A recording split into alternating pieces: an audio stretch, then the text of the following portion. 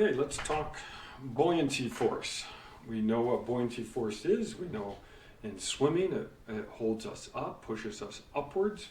Let's go through a little bit of details, and then there's some other videos that I've posted in this module for you to watch. So swimming kinetics, what forces are acting on the swimmer? We know gravity is trying to pull the swimmer downwards. Buoyancy is an upward directed force on the swimmer. We have resistive drag, trying to slow the swimmer down, and propulsive drag, which allows the swimmer to move through the water. And as we've talked about already, propulsive drag is coming from the hands and from the feet. Resistive drag, there's all different forms. We'll get into more details of that. So if we wanted to do our kinetic analysis, we would identify one motion to look at, and we've done horizontal motion already in lecture. And when we do that, we look at the horizontal forces. In this case, propulsion and drag forces. And those add up to mass times acceleration of the center mass in the horizontal direction. Now here I do have just a single propulsion force. I have a single drag force. And that gets the concept across. The other direction we can look at, or makes sense to look at, is the vertical motion. Not as exciting as long as the person stays on the surface of the water and they're not sinking. In the vertical direction, we have the buoyancy force, which is an upward directed force, and gravity trying to pull the person downwards. Those two add up to mass times the acceleration of the center mass in the vertical direction. So buoyancy is a force that allows us to stay afloat in the water.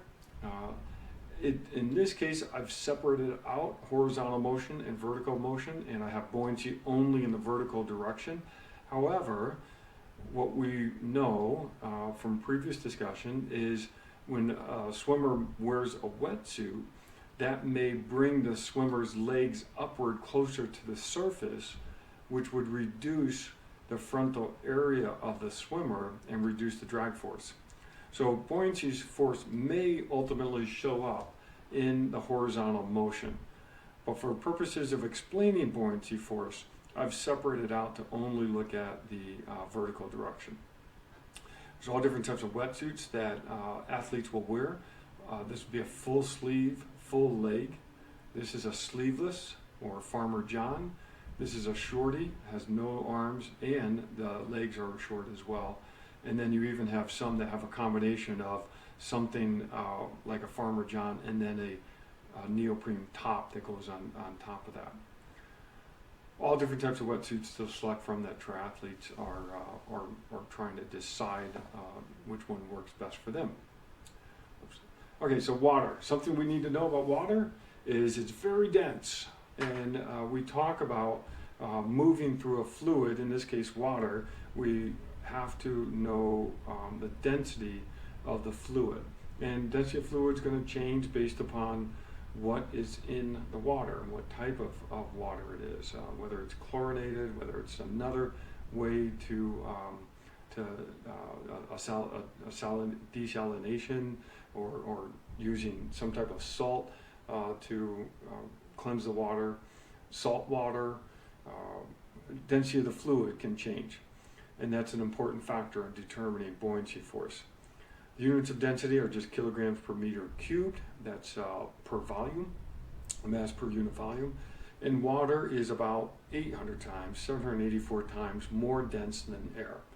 Again, these are numbers that will change based upon, in the case of air, how much humidity there is, what elevation we're at, things like that. And even dependent on temperature. That's going to influence the density. So we'll talk about density. It's not constant between different bodies of water. It's different between air and water. And I usually just round up the description to say water is about 800 times more dense than air. Specific gravity is a term that will come up as we start talking about buoyancy. This describes, in essence, whether or not an object will sink or float.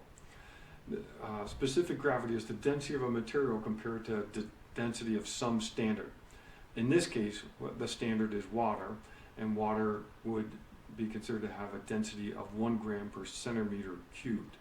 So if an object has a specific gravity greater than 1, that means the object would sink.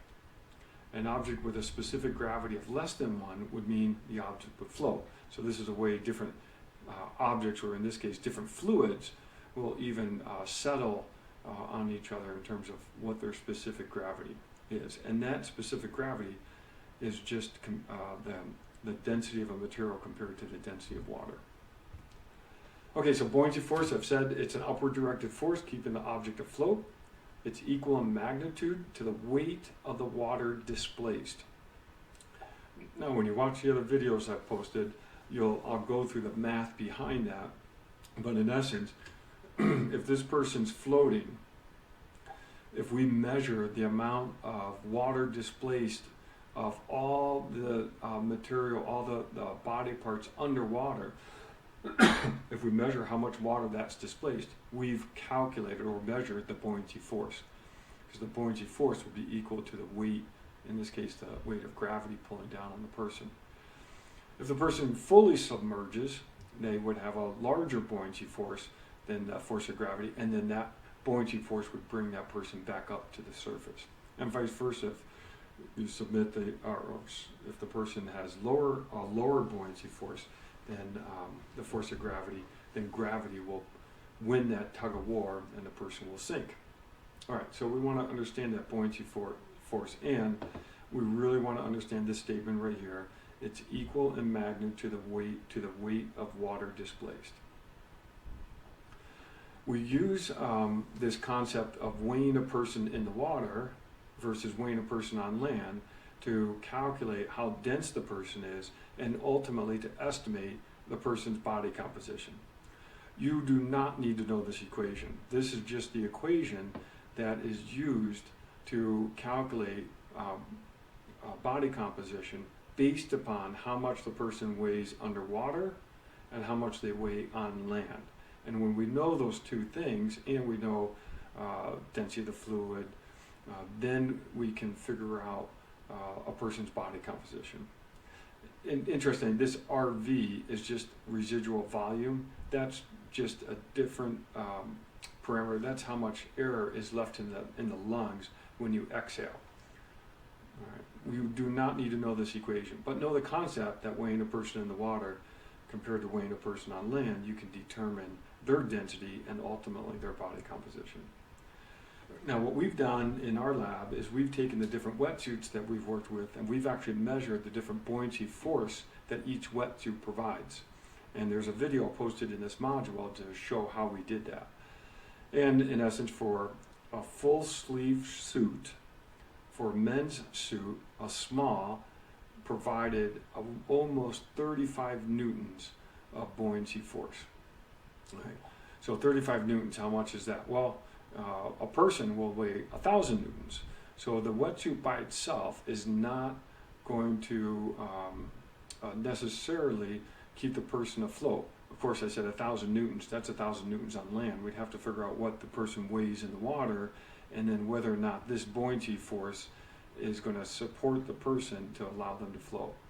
But here, the small suit has less buoyancy force than the medium-large suit. That's a longer suit. That's more neoprene material, almost 10 newtons more buoyancy force. And then if we have a Farmer John, that is, there's no sleeves, less buoyancy force for those suits. Women's suits have less buoyancy force than men's. They're smaller, the suits are, and the sleeveless did not have that much of a difference in buoyancy force compared to the sleeved wetsuit. And that's probably related to the size of the suit. And the arms for the full sleeve just do not have a lot of neoprene in them for the women. All right, so what are you going to do next? I want you to go watch the videos that I posted in the module for pressure, the buoyancy lecture, and the buoyancy video. Okay, watch those 3 things, check the notes, and you'll be on track with understanding buoyancy and how we need to know this parameter for understanding endurance performance. Okay, thanks everybody.